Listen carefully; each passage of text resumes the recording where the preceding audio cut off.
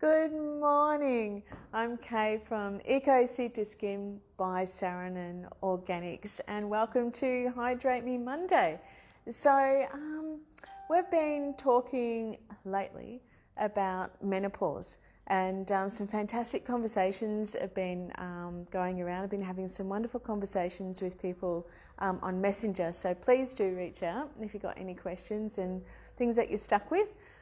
So far we've talked about itchy skin and menopause, we've talked about hot flushes and menopause, and we've been talking about really dry skin on the face, the arms and the legs. So last week we talked about scrubbing our face, and this week I've actually been having a few conversations about dry hair and dry fingernails actually with menopause. So, and I started to think, well, you know what? Actually, my hair has gotten a lot drier lately as well. What's going on?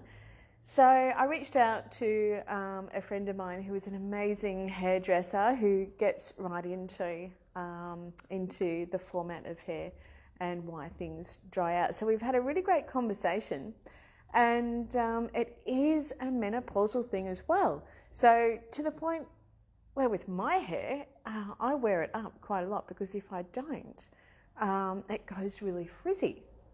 And I've noticed that since pretty much I turned 40, my hair really started to dry out. And now that I'm going, excuse me, now that I'm going through menopause, it's incredibly dry. So she gave me a few wonderful tips. So I'm going to have to do it The first tip that she gave us was to constantly get your hair trimmed, because those dead ends are going to cause a lot of frizziness. So get your hair cut a lot more, which I'm going to have to do.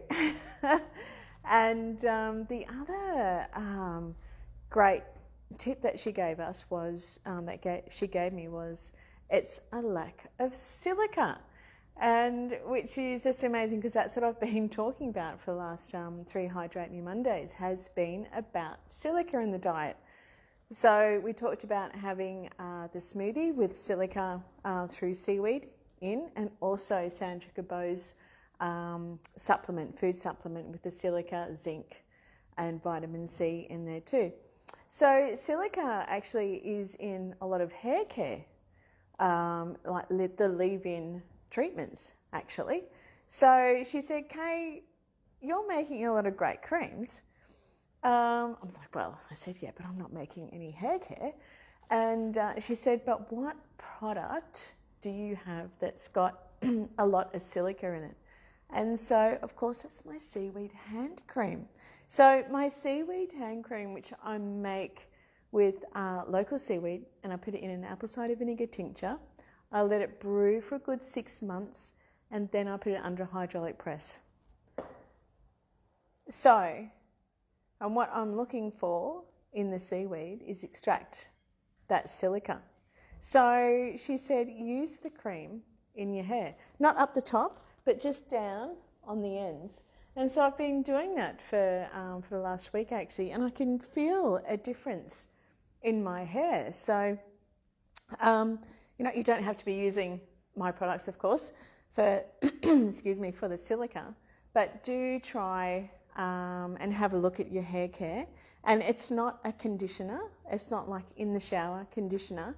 It's a leave-in conditioner. So after you've washed your hair, after you've conditioned your hair in the shower, and then when you hop out, you're putting a leave-in conditioner in there. You can get a spray as well, but I've been using my seaweed hand cream. So, and this is the one I also recommended for the dry arms and your dry legs as well. So there you go, another great tip for menopause. Also, just before I wrap up, she's into nails as well, and she said it's the same thing. Hair is the same thing as your nails, and so the same care that you have in your hair, do for your nails. So the seaweed hand cream or any other product that you've got with silica in it, to massage that into your fingernails as well, and keep them well trimmed too.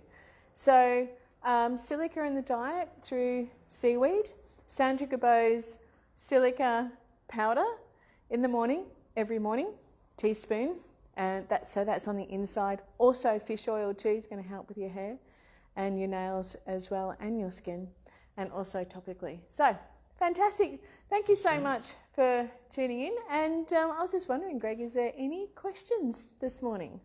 We have a question from Mia. Can you share what to do about pimples and menopause? Very good question. Thank you, Mia. So Mia's question was about pimples and menopause. So, and it's a little bit different to what's going on with menopause pimples as teenage pimples. Ours is more a hormonal imbalance. So the very best thing that you can do is from the inside, excuse me, is Sandra Cabot's silica, zinc and vitamin C supplement. But also our pimple oil, which is actually, there's no oil in there. It's our pimple oil has actually got some beautiful witch hazel, rose water and essential oils. That's you just need to dab that on during the day, and that will just help to dry those pimples out. And also the scrubbing in the shower, like we talked about last week too, will help to clean out those pores as well. And also when you're moisturising, just don't moisturise around where you've got pimples. Any other questions, Greg? No, I don't think there is any other questions. No other questions, that's fantastic, and I am available to have a chat to anybody. It was fantastic. I had some great organic conversations over social media the last week, and that's where the hair care and the nails come in. So please don't hesitate to reach out, and I really appreciate you and tuning in. One last one. Oh, there is a last one. How often can you use the pimple oil? How often can you use the pimple oil? So you can use the pimple, there's actually no withholding period because there's no alcohol in there, in the pimple oil. And so you can dab it on as often as you like actually, and you just squirt a little bit into your hand and dab it onto the pimple, so you can use it all day. And at night time, making sure that your skin is clean and can breathe.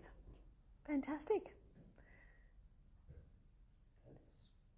That's it. That's it. No more questions. Wonderful. Please do reach out on Messenger, and I'll pop up the top some dot points. So thank you so much for tuning in to Hydrate Me Monday.